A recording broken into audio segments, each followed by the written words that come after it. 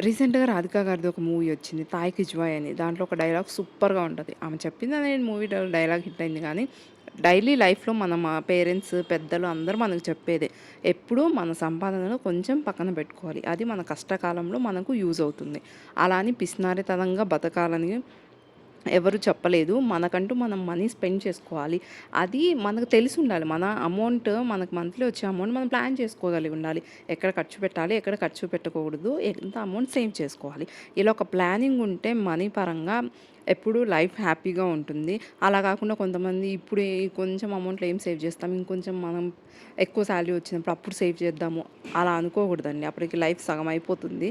So, ఇన్‌స్టాగ్రామ్‌లో బాగా trend అవుతుంది ఈ డైలాగ్. అందరూ చెప్తున్నారు. బట్ నా వేలో నేను చెప్దామని ట్రై చేశాను అనమాట. ఈరోజు మా ఇంట్లో చికెన్ కర్రీ అండ్ పప్పు, chicken curry is deadly combination with white rice. ఇల్లు ఎప్పుడు నీట్‌గా ఉండదండి పిల్లలున్న ఇల్లు.